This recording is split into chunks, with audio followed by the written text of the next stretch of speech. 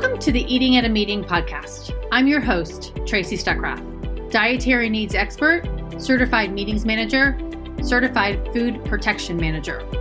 I have searched the globe to find people and businesses who are creating safe, sustainable, and inclusive food and beverage experiences for their employees, guests, and communities. In each episode, you will find authentic conversations about how food and beverage impacts inclusion, sustainability, culture, community, health, and wellness. I know that sounds like a lot, but we're going to cover it all. Are you ready to feed engagement, nourish inclusion, and bolster your bottom line? If so, let's go. Welcome to another episode of Eating at a Meeting. I'm your host, Tracy Stuckrath. So I'm glad to be back in the studio and back in my office to chat with you on the last Wednesday of March. And it is, not only is it Black History Month, it's Heart Health Month, it's National Weddings Month. And while she's not a wedding planner, Zoe planned her own wedding. And so I'm really excited to introduce you to Zoe Slaughter, who is the founder of Invisibly Allergic. She's a blogger and an advocate for food allergies. And she actually has a severe allergy to nuts. And actually, Zoe, I want you to clarify everything, all of your allergens, so people can understand what you're doing. And then we're going to dive into how you planned your wedding. But welcome to the show. Thank you so much, Tracy. You did a great introduction. I am peanut allergic in terms of being anaphylaxis only, but I do have a number of food intolerances as well that cause like inflammation and things like that in my body that aren't fun. But yeah, peanut allergic only. So how long have you had your peanut allergy? So I discovered that I was allergic to peanuts at the age of 2, and I was born with eczema in the 90s during a time when if you were born with eczema, the protocol in the medical field was like, avoid peanuts strictly. So I'd never had peanuts. And then my dad accidentally gave me a peanut butter cookie when I was 2. And that's when I found out I had the peanut allergy, and I've navigated having a peanut allergy ever since. Well, and at that age, your parents are navigating it for you. And yes. When did you start really advocating for yourself? And actually, ironically, yesterday I was in a doctor's office and there was a video from FAIR. And it was talking about, there was a couple of different videos interviewing parents and how they've taught their kids how to advocate for themselves and read the labels. So how old were you when you started doing that? Yeah, I mean, I was little. I remember advocating for myself when I was in preschool and being like, I didn't have the full understanding of what an allergy even was or what peanuts even were. But I was like, I knew I was allergic. I knew I wasn't supposed to have it. If I smelled it, I was like, emergency. I was well trained by my parents to tell everyone, like, if you know anything about me, you should know that I have an anaphylactic peanut allergy and I have medicine. So I've been used to it. And over the years, I would say like early high school years, like teens going into my early 20s, I started noticing that I was having more allergic reactions and I could tell that my allergy was evolving. I started having airborne reactions it was just like I was experiencing things that I hadn't fully experienced before, or maybe I wasn't as aware of. So my allergies kind of changed over time and gotten worse, unfortunately, with age. But my wisdom and my knowledge has gotten larger. So that's one good thing. Yeah, that's a very good thing. Hey, our friend Martha, Allergy Dragon, is listening to us on Instagram. And we also have Chef Fly who joined. And so hello. Please ask us any questions. If anybody's got questions, please ask them in the chat on both sides or whatever platform you're listening to, and we will actually address them here. So that's kind of very, I want to say telling or whatever, but your allergies have gotten worse as you've aged. But I love the fact that you said your knowledge has gotten stronger because it's a very big challenge in managing food allergies across the board. Yeah, absolutely. I feel like I've gotten empowered. I used to be felt isolated around it and hesitant to tell people about it, just kind of embarrassed. And now I'm a lot more confident when speaking about my food allergy. So there's pros and cons to it. But in the food allergy field has changed a lot as well. I mean, just the words cross contact were never in my vocabulary until more recently. Right.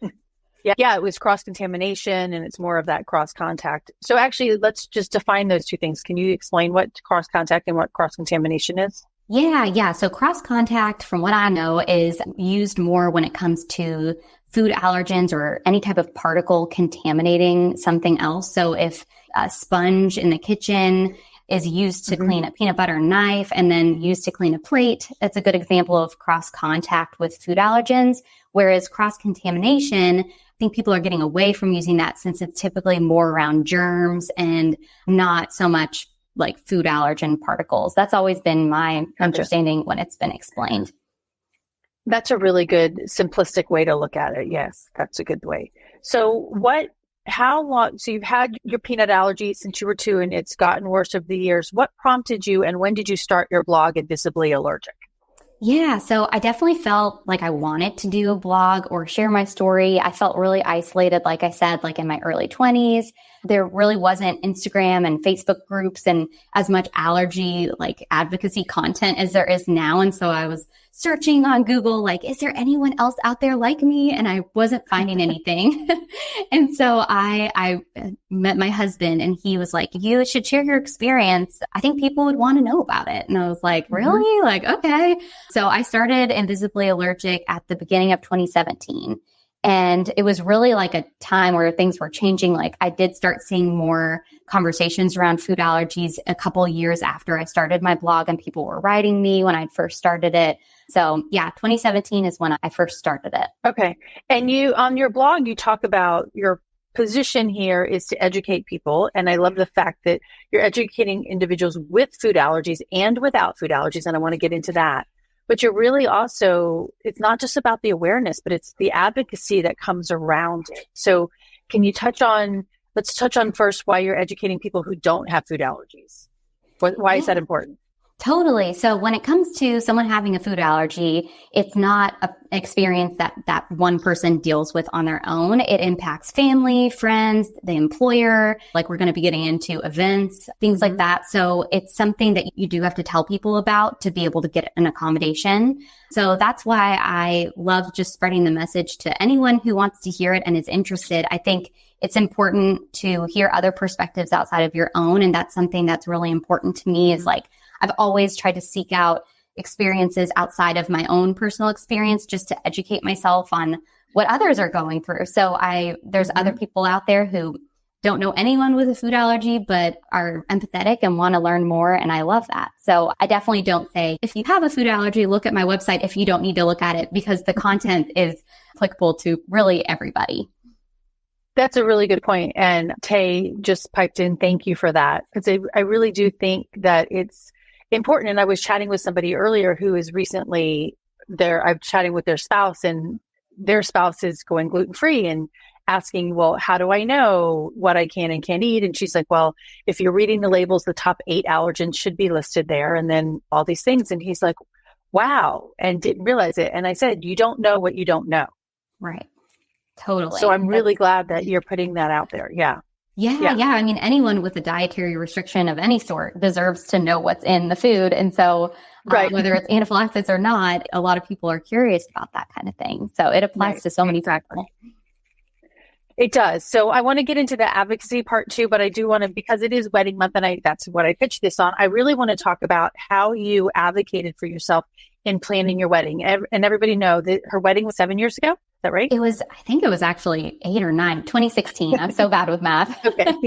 Yes. Okay. So yeah, I'm bad at math. Yeah. As well. So we're just 8 or 9 years ago. So because you can think about it as, and you and I were chatting before we started a couple of weeks ago about this. I'm like, it's not just about the caterer. So I wanted you to talk about how you worked, how you found your caterer and what that process was and why you ended up that way, but then talking about the other vendors. Yeah, absolutely. It's one of those things, looking back on my wedding planning experience, I feel like I got really lucky. Like things just kind of worked out, and maybe I'm making it more simple than it was when I was in it, because I do remember it being stressful. But looking back, I'm like, oh, well, I got pretty lucky in the city that I'm in, that there were a lot of people willing to accommodate and knowledgeable. But so once I got engaged, I was like, I've got to find and lock down a wedding venue, because so many venues I knew required specific caterers, and I wasn't comfortable with eating with a caterer that used peanuts. And so I had messaged a lot of places asking, do you have peanuts in the kitchen? And all of them did. They were very open to making accommodations for me around like, we can have a dedicated area. But I was like, I want to see what else is out there first. And because that could be a good plan B, but what else is out there? And so my mom's friend and neighbor, Patty McCormick, she's no longer in the food allergy or not food allergy, but food catering space. But she was a food caterer. She had her own business in Louisville, Kentucky, which is where I live. And she had like 30 plus years of food safety knowledge under her belt. So my mom connected me with her and we met and we kind of talked through like, this is what I'm wanting to have happen. I found a venue that doesn't require any specific caterer. It can be whoever I want. Okay. And so she was like, I'm willing to do this. Tell me the brands that you are comfortable with. So I shared a document of all the brands that I trust that I know didn't use peanuts in the facility because that's the way that I eat. And we did a taco bar. So I never would have thought of doing like a taco or burrito bar, but she helped me navigate that. And everything that was at our wedding was safe for me to eat. So that way I didn't have to think about like on the day of like, oh, I need to use these tortillas instead of these other tortillas or this salsa instead of this one. So she helped me so much in that way. And then in terms of bartenders, there was a company, I think it's called Cherry Red Studios or Cherry Red Events. I think it's Cherry Red Events in Louisville. And they do basically whatever you want in terms of bartending and alcohol. So they provided the alcohol license and then I provided them with all of the alcohol that I felt comfortable with. And so it really was kind of piecing it all together in terms of caterers. I worked with those two. And so Allergy Dragon, our friend Chef Martha, asked, what was the most difficult to plan for the wedding? Do you find that food was the most difficult part? Good question. I want to say finding the venue was probably the most difficult because so many of them required specific caterers and you have to use this place for the desserts for your cake and you have to do rentals through this company. So once I found the event space, I felt like everything was able to fall into place a little bit easier. So I did the majority of my wedding research around the venue first, locked in my date, and then I felt like, okay, I can breathe a little bit and I can find those caterers later. Well, and I think that's important to note because as you said, I mean, some venues require specific caterers. So you actually then you're finding the venue and then you have to go filter those 5, 6, 10 different caterers to even see if they work. Yeah. So that's like 10 times the work. Yeah. Yeah. Yeah, it was a lot. I remember. And there was something else though that you shared with me before we started about another vendor that you were like, okay, he eats peanuts on the job. And I think it was the place that you worked. Is that right? The floral. Yeah. Yes. Yeah. I was like, ooh, this has happened at multiple employers, but I worked at a florist when I was getting married. So I was in a good position in terms of getting my florals taken care of, or like, at least I got a discount and I knew I did my own floral arrangements. But when I first started working at the florist, the person who was processing the flowers, so like cutting the thorns off of stems and counting the flowers, dividing up by color, different things like that, checking quality. He was eating peanuts that was like his go-to snack. And so I was getting these processed flowers to me and I'm like, I'm having hives, allergic reactions. I'm not feeling well. My lip is swelling. And so it was a process of elimination for me to figure out, okay, it's this one guy who's been there for like 40 years who's doing the flower processing. And so, yeah, it just shows you that aspects of your wedding can be impacted by peanuts in ways that you don't expect because I was literally allergic to the flowers. Wow. So he stopped eating peanuts. Yeah, sorry. Not forever, just to process your wedding or for forever? Forever. So as I worked there, he was like, what can I eat that's similar? And so I was like, I can have other tree nuts, but if they're cooked in peanut oil, that could still be a problem. So I talked to him and luckily he was really accommodating and nice. And so he just switched over his snacks for me while I worked there. Wow, that's really nice. Yeah. And it wasn't a mandate from above. It was, you just had a conversation and yeah, that's pretty cool. Awesome. So from that whole thing, what advice do you give other people who have food allergies or other dietary restrictions in planning their weddings? And I know you've got some information on your website, so can you share some other insight? Yeah. I do have an article on invisiblyallergic.com that kind of goes through how I navigated my wedding and everything. So feel free to check that out, of course. But in terms of advice, I would say it took me a long time to feel like I could just ask for what I wanted. And I know it sounds so simple, but I think it's common in the food allergy community where people do feel like they don't want to be a burden and you don't want to be so different in a way where you're needing these accommodations that they've never heard of and stuff. But I feel like once I laid out what I needed for my wedding to happen and for me to be comfortable at it, because ultimately I didn't want to have an allergic reaction at my wedding. That was the thing I did not want to have happen. So I was like, it's my wedding. I deserve to not have an allergic reaction at it. There's not going to be any peanuts there. And I was like, of course, there's that tiny % chance of like something weird could happen. And I guess it could happen, but I wanted to take any precautions into place that I could just to try to make it not be the case and to enjoy my wedding day. So that's ultimately what happened. And it was just because I think really Patty, who I was working with the catering, she was like, no, tell me, what do you want? Like, don't tell me, oh, if I could have this, if I could have that. She's like, what would be the best case scenario? And let's go with that. So that was really helpful for me to just say what I wanted and what I needed ultimately. Well, and I think that's really important for any caterer to realize too, is like you're coming to them with this opportunity. It does make some changes necessary, but I like her philosophy. What do you want? Right. Mm-hmm. And then let's make that happen. So I think that's really important for people to understand, and finding that vendor you can work with that will do that. Yes, absolutely. I know. I feel lucky because it was my mom's neighbor and friend. So I was like, I didn't have to do a big long hunt to try to find someone who was accommodating. The first person I talked to was the one I went with. And talking to the other caterers that you did talk to at first, you found them to be wanting to be accommodating? What were your challenges with that? Yeah, okay. I did find them wanting to be accommodating, but they weren't accommodating to the way that I wanted them to be. So they were like, here's what we do when it comes to someone having a food allergy. We have a dedicated space, and then we wash everything, and we use different towels and sponges. And I was like, okay, I might be okay with that if I can't find someone else who will do the catering for me, if I can find a venue that doesn't require these catering companies. So it wasn't that they said, no, we can't help you, but I didn't want that.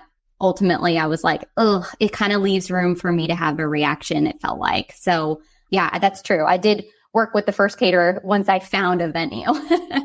So getting to that point of finding the venue that didn't require a specific caterer was the hardest part. And when you're looking at your other vendors, like linens and things like that, did you ask questions about allergens? So actually, it was interesting. So with linens, I provided the linens myself. And it was just something that I didn't have a huge wedding. And so my mother-in-law had a lot of things. She actually used to work in catering. And so we had a lot of those things already. When it came to the chairs and the tables, we did have to go through those, and I wiped all of them down with the wet wipes that I typically use, but I didn't have to worry about linens. In terms of the silverware, Patty handled that, and she got fresh silverware, and she was like, that's totally fine. I'm sure I'll use it again. And so I did bring some utensils and things from home. It was everyone was like, I already have these things. So since I was working directly with Patty, who had her own catering business, we were able to say like, yeah, let's just use that pot from your house or that spatula from your house. So there was a lot of conversations that happened around it, but linens we did provide ourselves. Okay, awesome. How did you, just out of curiosity, was there anyone else in attendance that had a food allergy or other dietary need? Yeah. So I had one friend who had a tree nut allergy. And so I talked to her beforehand. And then we also had a family member who is in a wheelchair. And so I had to make sure that it was accessible for wheelchair users. And those are the only two that I recall. I remember when I sent out my invites, I'm like, obviously I know everybody who I'm sending these to, and so I knew that I told the person with the tree nut allergy, like, hey, I'm not going to have, anything with tree nuts unless, what are you comfortable with? And we had that discussion. And then same with the person who was in the wheelchair. I was like, I want to make sure you're comfortable getting around. You can access the bathrooms. Is there anything else I should know? And so really it was me and then two other people who I was kind of keeping in the back of my mind at all times. Awesome. Well, no, and I'm sure they appreciated those conversations too. Yeah, I think so. Yeah. I feel like they had said that and I kind of got ahead of it. It's like, okay, I think I know. Okay. So I think planning your wedding and having food allergy now for 2 decades plus, right? What has made you an advocate? What makes you passionate about this besides not wanting to die? What are you doing to advocate for safe dining experiences at weddings and elsewhere? Yeah. Well, so I really felt like my food allergy was out of control when I was in my mid-20s because I didn't understand labeling laws in the US. And so once I understood that maybe something on the ingredients panel of a product might not say peanuts, it might have been made on shared equipment or be in a same facility. So once I got that knowledge, I felt a lot more empowered and like I can be like an advocate for others because I have this like, I kind of cracked the code. I was like, okay, I'm having a lot fewer allergic reactions now that I avoid products that are on shared equipment in the same facility. So in terms of safe dining experiences, like, and just people with food allergies in general, trying to be an advocate is the way I see it through food labeling policy. And I don't have a policy background, but I like to surround myself with people who do and who are passionate about seeing changes in the labeling space. Because to me, I think a lot can be done with restaurants and dining out and events. But if the ingredients panel doesn't say if it may contain accurately, there's only so much that a dining chef or someone can ultimately do without looking into those facilities themselves. So my hope is that the labeling laws will continue to get better and better in the US and that we can get more transparency around what is in the facility, what's on shared equipment, and then people with food allergies can make those educated, informed decisions for themselves and have more transparent conversations with restaurants. Well, and I'm tagging you on LinkedIn to Betsy Craig, who works with a lot of she's got a company called Trinfo, doing a lot of the labeling legislation. So, thank you. Yes, I think she's partnering with FAIR, if I'm not wrong. Yes. Soon. Okay, cool. Yes. Thank you. Yes, you're welcome. I just tagged you on LinkedIn on that. So, both of you on that. So, yeah, I mean, it is really important, and for people to understand that we do have the Food Allergy Labeling and Consumer Protection Act from 2014 that requires the prepackaged food to be labeled with the top 8 allergens. And then in 2021, sesame was added to that list. So sesame has to be labeled on prepackaged foods in the United States. So that is that. But I know the food code was changed in December of 2022 to say that unpackaged food should be labeled, but it's not mandatory at this point. So, like at events and weddings, it's not mandatory, but it's recommended. Yeah. Yeah. And appreciated, right? Yeah. Yeah. Oh, I know. I have had such good dining experiences and event experiences but it always comes down to if they want to accommodate or not. And so I would love to see it be more mandatory and be more like factual, like this is what I know is in the same facility. And so then they can communicate that with me. And even if they don't want to accommodate as much or something, they at least have that knowledge and information at their fingertips because the manufacturers and the brands are required to give it.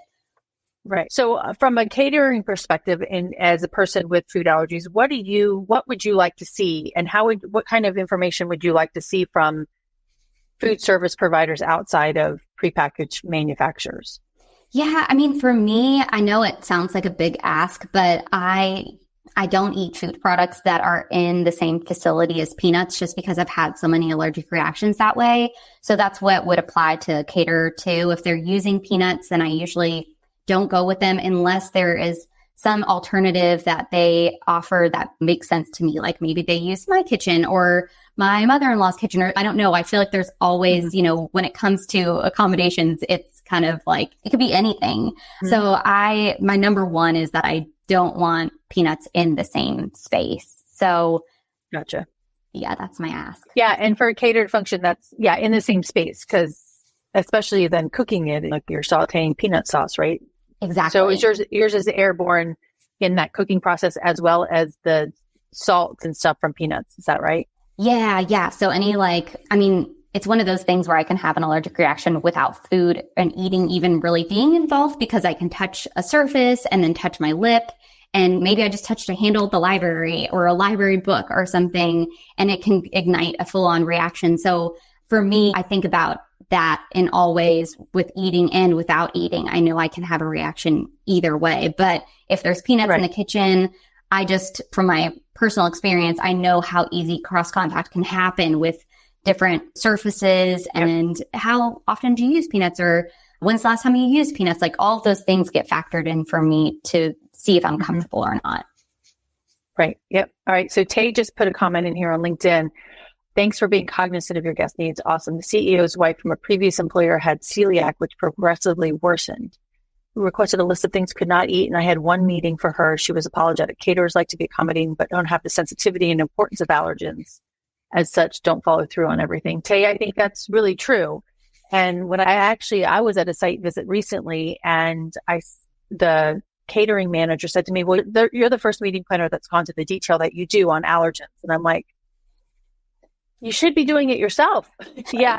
I mean, you don't want, like you said, you don't want to die at your wedding. I'm like, I don't want you to die. I don't want anybody to die at my event. And actually at this event coming up, we do have somebody that's anaphylactic to tree nuts and peanuts. So I'm telling them, and we've got all the meeting space. So I'm going to say, hey, in your convention kitchen, please don't use peanuts or tree nuts at all through the whole week. So, but I think it's definitely something to think about. And I mean, so when you go to an event, are you bringing your own food for the most part, or are you conversing with the meeting planner? What are you doing? Usually I do bring my own food. Typically I will converse with the planner first, because in the past they have accommodated me by not using any peanut products, but then also they would order food from a place that I eat at that I feel comfortable with, that I know isn't using peanuts in their kitchen. So I've either brought my own food or I've had them order food for me, but it's gone both ways. When they order for me, I'm like, I want you to please put in the order that I have a peanut allergy. Like, I still want to go through a couple of steps just to make sure that I still feel comfortable. But since it's coming from a place that I eat at regularly, I feel comfortable with it.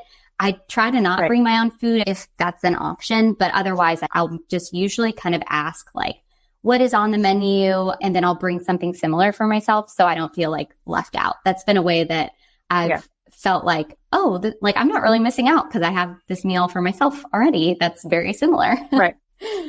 Okay. Well, that's good to know, because I like the idea of finding, it's similar to kosher, finding that place that doesn't have peanuts in the facility at all, and ordering you a meal from that's actually a really good option. And where's the database of that listing? Right. Yeah. But okay. So I'm going to bring up a touchy subject. It was a new subject. And I haven't touched on it yet in any of my blogs or anything, just for personal reasons. But the young lady that passed away last month, she was the dancer in New York, and she bought cookies at a grocery store that were labeled with allergens, but didn't say they contained peanuts. But she has a peanut allergy, and she did end up passing away from that. And it comes down to, and correct me if I'm wrong, the place at the grocery store ordered the cookies from updated their ingredients, but didn't include that, or when it's all going to come out how it is. But now it's a fight between the grocery store and that manufacturer of those cookies. And it wasn't like a manufacturer of prepackaged food that we buy on the shelves on a daily basis. It's a bakery item. How do you deal with that? That's a very open-ended question, but where do you stand on that? And how does that, because it's definitely a miscommunication, right? Oh, absolutely. Yeah. I was angry and really sad for her and her family. I think her name was Orla Baxendale. The first thing I thought was that I saw she was British from the UK. And I was like, the labeling laws in the UK I know are different. And so I could see how that could happen, where you would look at the label and you would trust it. And so that was my first thought. Then I read more about it. I realized that it was an actual true mislabeling of a product where it would probably eventually have led in a recall and a lawsuit for sure. But it's one of those things where it's like our lives, my life and others' lives who have anaphylactic allergies are in the hands of these manufacturers, other people a lot of the time. And I thought it was awful because it was a true mislabel. It should have said contains peanuts and it did not. So I know for me, I'm really sensitive to smell. And so like in that case, I wonder if she was sensitive to smell, or is that just a me thing? Like I don't really meet a lot of other people who are anaphylactic to peanut to have these kinds of conversations with. And so it just broke my heart. And I really just am upset that happened. I will say, because of things like this, I've had allergic reactions to products that have been recalled in the past. And this is not something super recent, but in maybe like 7 years ago or something was the last time that this happened. But that's one reason why I stopped eating allergens. I look into what allergens are in the facility because it has lessened the amount of reactions I've had because of later on recalls happening. But it doesn't mean that it can't happen, because I've seen recalls for the flour that's used in the ingredients. It's like you can never fully avoid it, but very upsetting. Yeah. Very upsetting. And then to add to that, a doctor just died this week in Orlando, having communicated her food allergies to a restaurant and sharing that she was nut, and I'm pulling it up really quickly, nuts and dairy. Yes. And clearly communicated multiple times. Yeah. And it's one of those things where I think it's really shaken the food allergy community because it happened at Disney. And Disney is known for being really accommodating with food allergies. And so I think it is going to raise awareness that we do need stricter labeling laws. Maybe people are trying their best, but is it required? And where did it go wrong? I don't know how that happened with her communicating it. I think that they have many policies in place that should have, but I don't know if they just pulled a wrong dish or what. But yeah, so sad to see, especially at a place like Disney, where I imagine a lot of people are now afraid to eat there. And it was a restaurant in Disney Springs, not on Disney World property, but on Disney, and I'd say under that the loosely, Disney umbrella, or right, and it may be, I don't know if that's a Disney owned restaurant or they just lease the space, so that's a whole nother thing to think about too. I wonder, from what I've heard, I thought it was Disney owned, just because other people in Orlando who I know who eat there have said that they have, and so I assume it's Disney, but that's true. I haven't heard as much, and I assume more will continue to come out around the story of the doctor from Long Island, just like it has with Orla. Like, I feel like more details will continue to come out. Yeah, exactly. Yeah. And we'll find out that. I'm not going to go dig for that right now, but it is. And that's really kind of important to know too, because if you're at a restaurant that's on a hotel property or whatever, some of those are not owned by the hotels. They're leased. So but it is leased on that property. So it's confusing. Who owns it is very confusing. And what are their policies, right? Because you may have policies that are in the hotel, but do those allergy policies relate to, are they put down onto, shared with and required of the restaurants that are on those properties? Yeah. And that's one reason why, and it's a lot of work on my end, and I don't always get a response, but I do reach out to restaurants or hotel restaurants, event spaces, hotels in general, any place like that. And I'll ask those kinds of questions. Like, do you use peanuts? Does your restaurant, or is it owned by the same? Could I dine there potentially? I like to ask those kinds of questions, but there are times that I haven't, and it's really hard. Things will change between me emailing and what their practices are. So it's not a guarantee.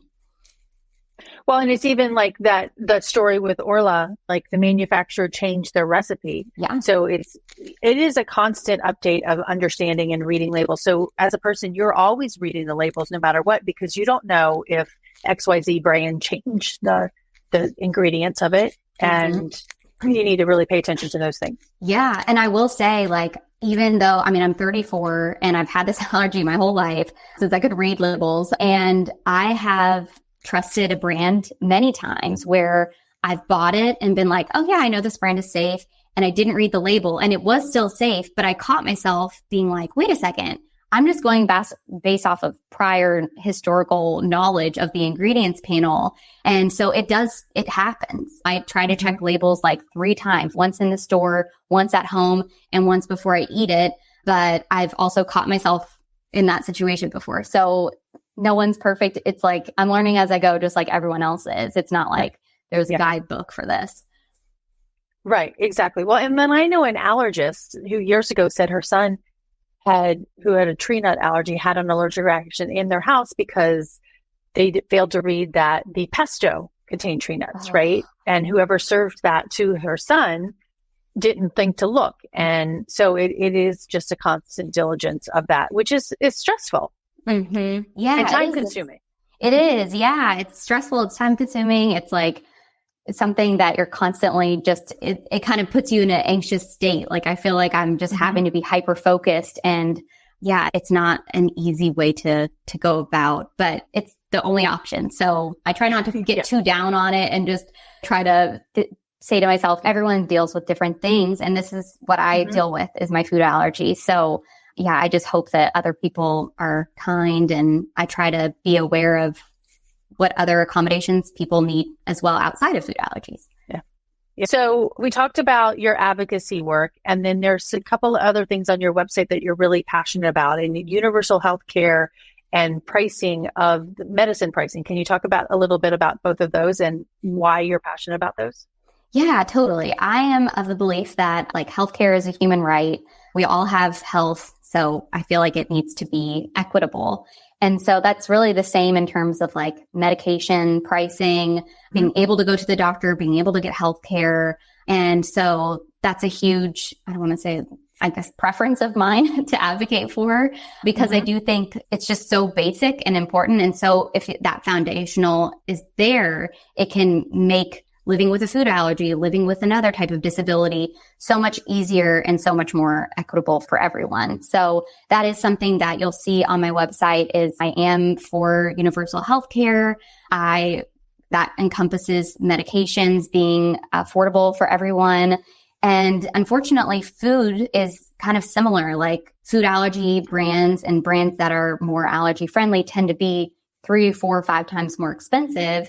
And it makes sense why it is, but I'm hopeful that if allergy transparency happens within laws, more brands will be able to be available to people and more affordable, and it will cause less reactions, less needing to go to the hospital, and less medications needed. It kind of all affects one another. So that's my viewpoint on it.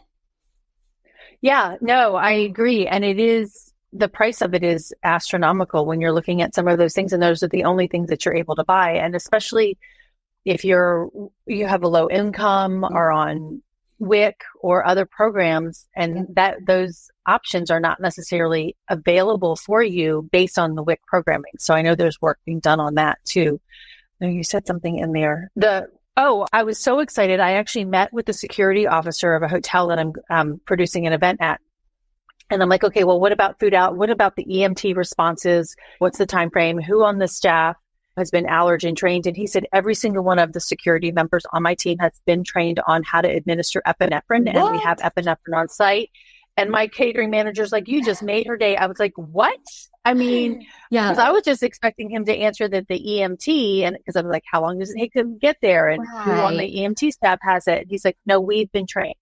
And we have them on site. And I'm like, oh, yeah, it was really amazing. That's I was so very important. Happy. Yeah. It's like, just like for any other health ailment, like trying to have that training of first aid or whatever it is, like the more people who know how to administer epinephrine, the better. It could help them if they develop a food allergy suddenly. It could help someone else if they're around them. It really saves lives when people are trained in how to use epinephrine. And so that is wonderful to hear. I might have to find out more about that space from you later. Yeah, I definitely will let you know.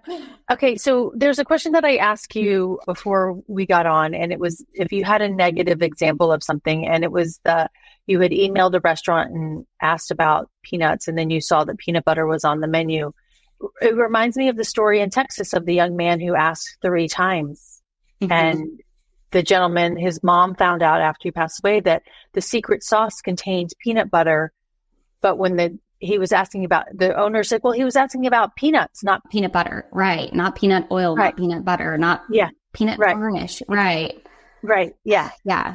Peanuts are made from peanut butter. Uh-huh. Yeah. It's kind of surprising. Peanut butter is made from peanut. Yeah. Right. It's all the same. Like peanuts are, peanut butter is made out of crushed peanuts. Peanut oil comes from peanuts. Right. Yeah. It's like, that is unfortunately a conversation I've had many times where I've asked, well, what's in your mole sauce? And they're like, well, peanut butter. And I'm like, well, I just asked if you had peanuts in the kitchen and you said no. And so it's not that I'm holding that over them, but I'm like, okay, just so you know, I'm trying to educate them. Like, it could be in something like a sauce. It could be in a smoothie, it could be in anything. And so I do ask a lot of questions around that, but I don't always cover all of it, and they might not either when getting back to me. But yeah, that did happen to me when I was traveling, and I emailed a number of times with them. They assured me, oh, you're going to have a great experience. We don't use anything with peanuts. And I got in, I ordered, and I was sitting looking at the menu, and I noticed peanut butter on one of the desserts. And I was like, and so I left and I called them, and it was a whole thing, because then it looked like I dined and dashed or whatever. Right. So I was like, I'm not going in there. I ordered this food, but I don't need it. I'll pay for it. But this is what happened. I showed them the emails. Like, I have been reassured that there's no peanuts. And they said, oh, it was on a whim. One of the staff decided to change the menu that day.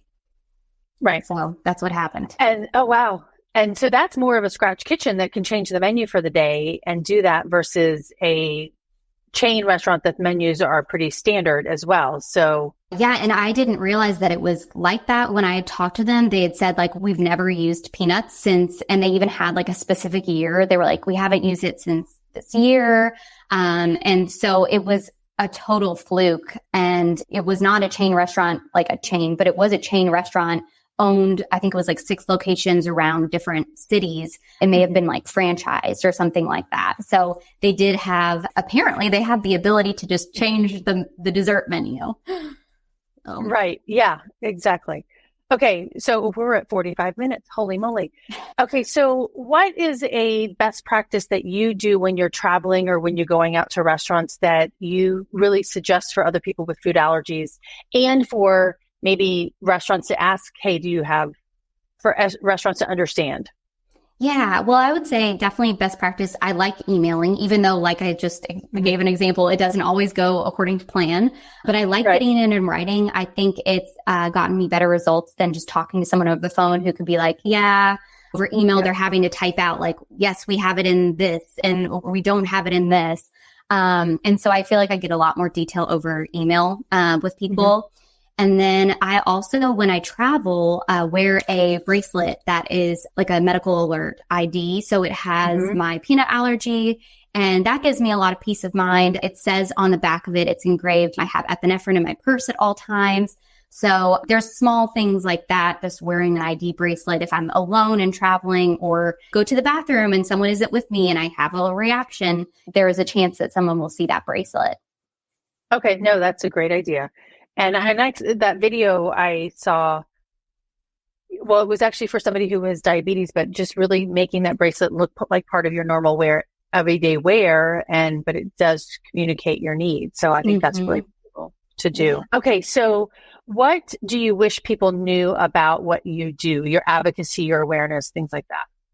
Yeah, I wish people, I think people do know this sometimes, but it's not a business for me in terms of making a profit or anything like that. This is fully, not that's a problem, but it's fully I work full time doing other things. I have other hobbies. This is just my life. I am raising awareness because it's something I'm passionate about. And at the end of the day, I want it done for me. I want it done for people I know and care about. I want it done for everybody.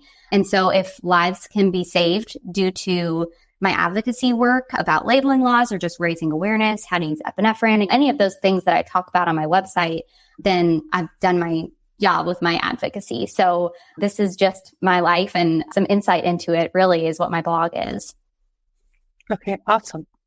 All right. Well, and one final question that I ask everybody: what does a safe, sustainable, and inclusive food and beverage experience look like to you? I'd say transparency, just being willing to have conversations with people and hear them out and being honest. If it's not going to work, it's okay. It's better to not try to make it work if it's not going to fit with the accommodations for the person. So I think honesty and just transparency. That's really, that's key. I mean, just like you said, you're not trying to go after them. You're not trying to point fingers at them. And I think a lot of, in your approach across the board from what I've seen and heard today is just, it's really education. Definitely. Yeah.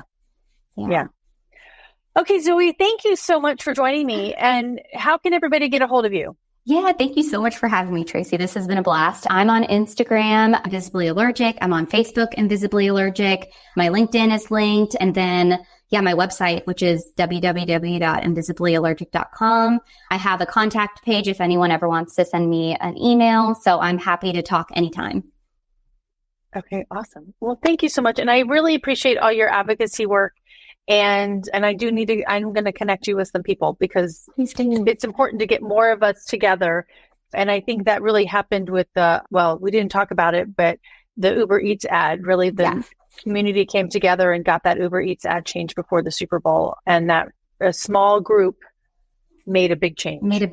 That saved lives ultimately. So it didn't spread misinformation. So thank you. I would love to be connected and I really appreciate all you do. And thank you so much for having me. You're welcome. Thank you. Everyone stay safe and eat well until next week. We kick off with Women's History Month or Herstory Month.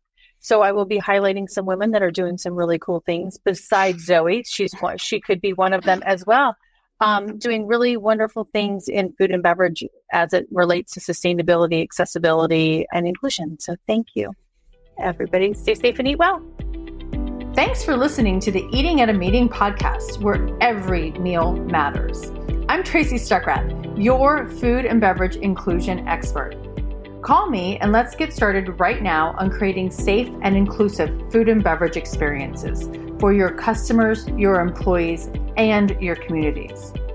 Share the podcast with your friends and colleagues at our Eating at a Meeting Facebook page and on all podcast platforms.